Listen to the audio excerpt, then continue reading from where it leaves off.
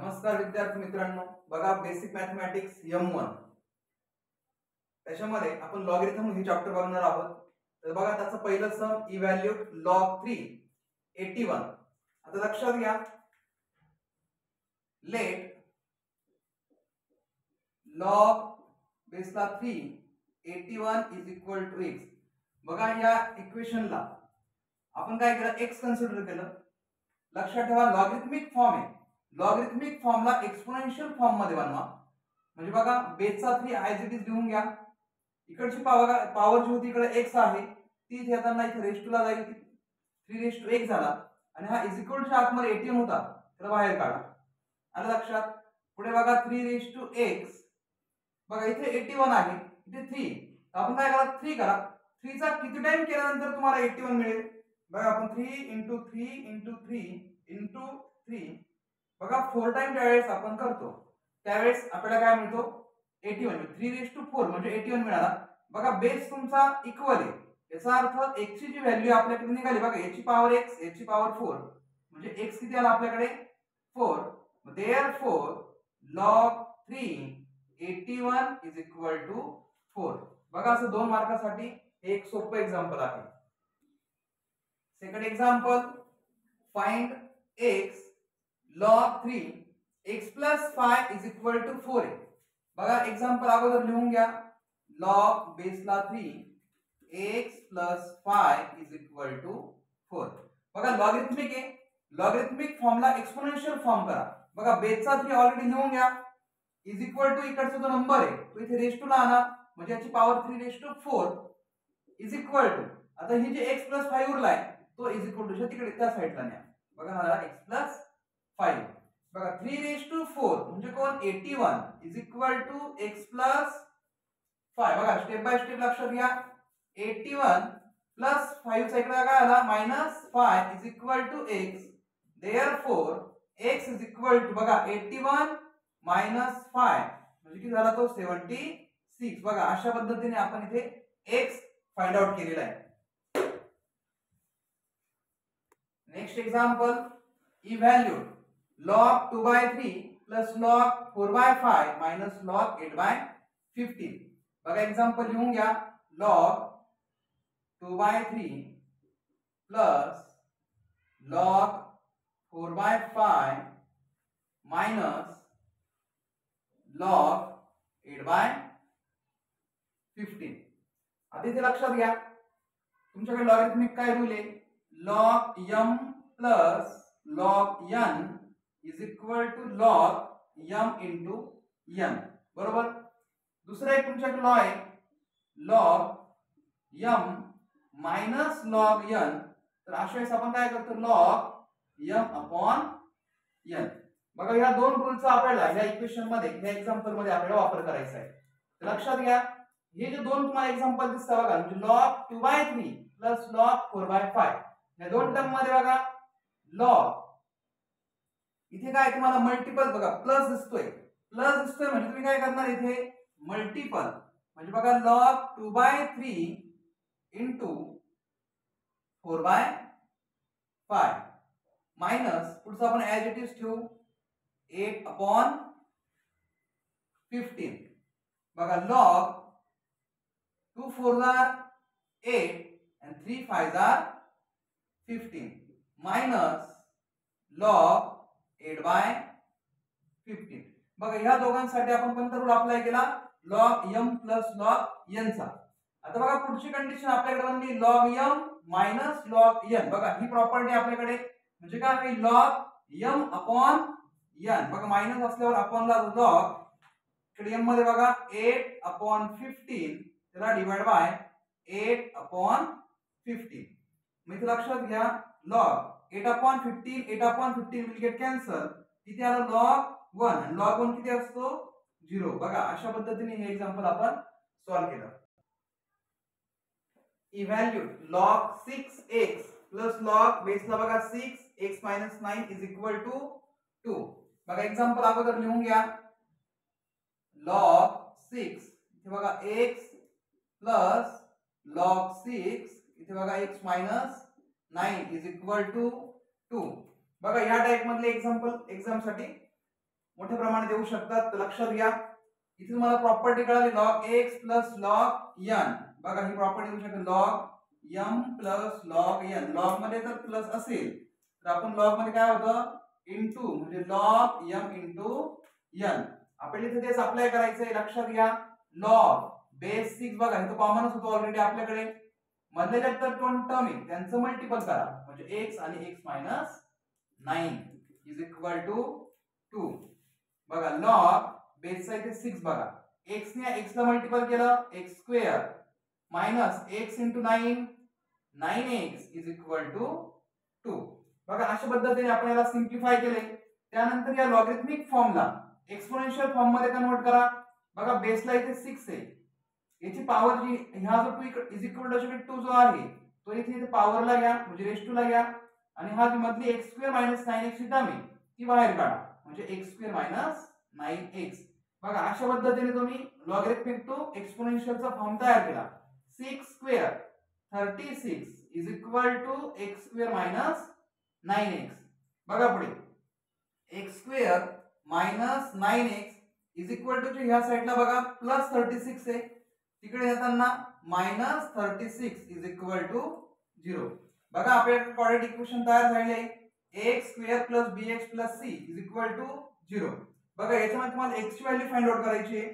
मोड मध्ये जा, त्यानंतर इक्वेशन सिलेक्ट करा, त्यानंतर बघा डिग्री बघा आपल्याकडे पॉवर जी आहे ती 2 ची दिसते, म्हणून degree 2 x square plus bx plus c हा फॉर्म आहे.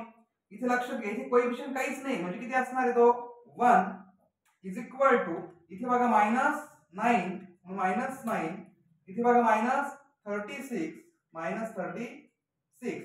बघा x ची व्हॅल्यू आपल्याकडे निघते 12 और x is equal to minus 3. बघा अशा पद्धतीने आपल्याकडे x च्या दोन व्हॅल्यू निघालेले आहे, x is equal to 12 and x is equal to minus 3. बघा असं एक सोपं सम आहे, ते 2 मार्कासाठी एक्झाम्पल आहे. स्टार्ट.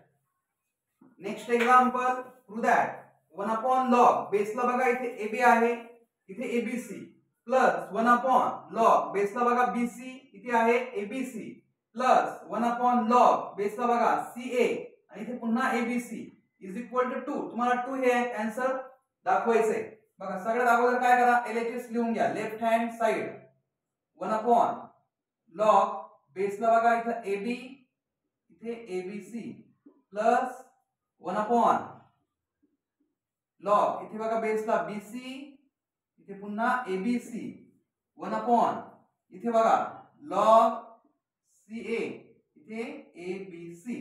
बघा LHS आपण इथे लिहून घेतलाय.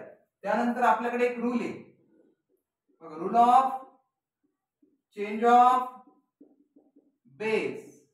बघा rule of change of base मध्ये बघा काय होईल, बेसची जी व्हॅल्यू जी आहे तिथे जाईल, इथली व्हॅल्यू इथे बेसला येईल. याचा रेसिप्रोकल करायचं. लक्षात घ्या लॉग बघा इथे जो ABC होता तो आपण इथे घेतला बघा ABC, इथे आहे आपला AB. नीट लक्षात घ्या काय बदल होतोय, लॉग इथे घ्या ABC इथे बघा BC प्लस इथे बघा लॉग इथे आहे ABC इथे आपण घेतला CA. बघा अशा पद्धतीने आपण rule of change of base इथे अप्लाय केलाय.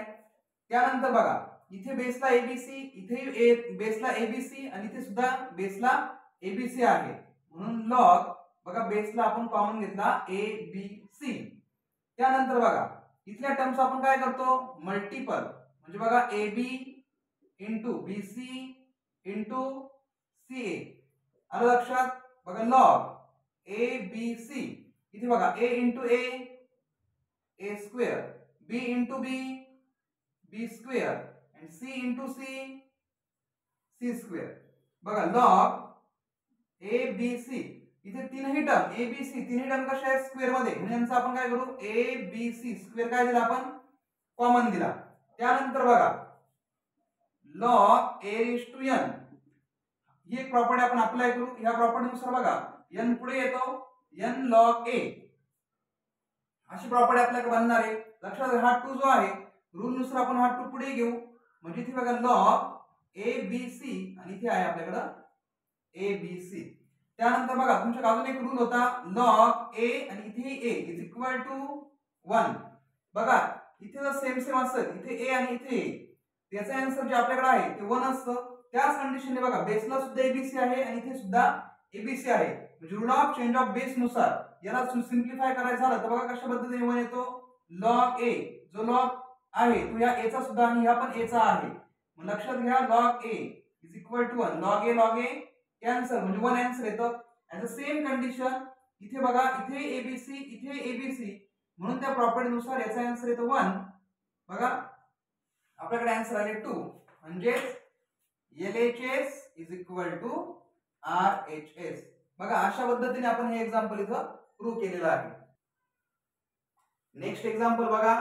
Show that log a plus b upon b minus c plus log b minus c upon c minus a plus log c minus a upon a plus b is equal to 0.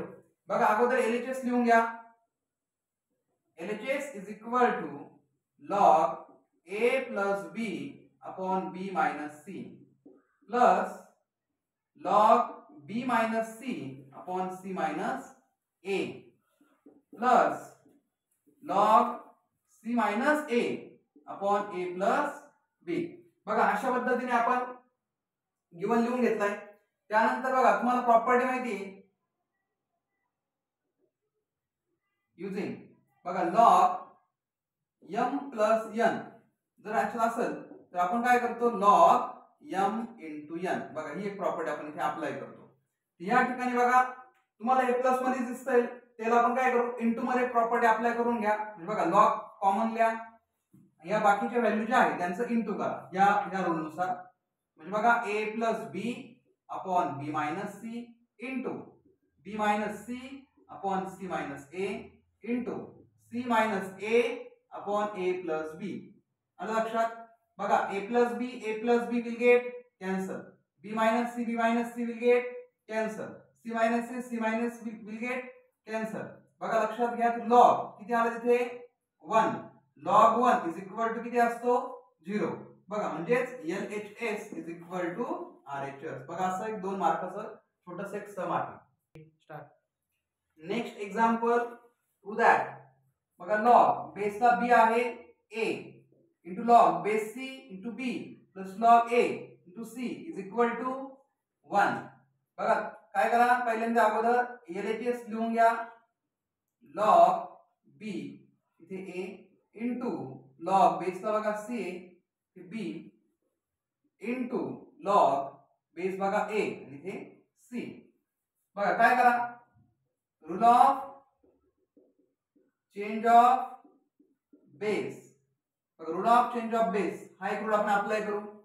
बघा इथे a आणि b इथे log दिसतोय काय करा हा log दोघांना देऊन टाका. म्हणजे log a upon log b into same condition इथे सुद्धा log b upon log c into इथे बघा log c upon log a. आलं लक्षात. अशा पद्धतीने आपण याला डिवाइड केलं. बघा इथे log b will get cancel. Log c will get cancel and log a will get cancel. म्हणजे आपल्याला येणारे आन्सर किती आलं 1. Therefore LHS is equal to RHS. बघा असं एक छोटंसं एक्झाम्पल आहे आणि अशा पद्धतीने आपला लॉगरिथम हा टॉपिक इथे संपलेला आहे.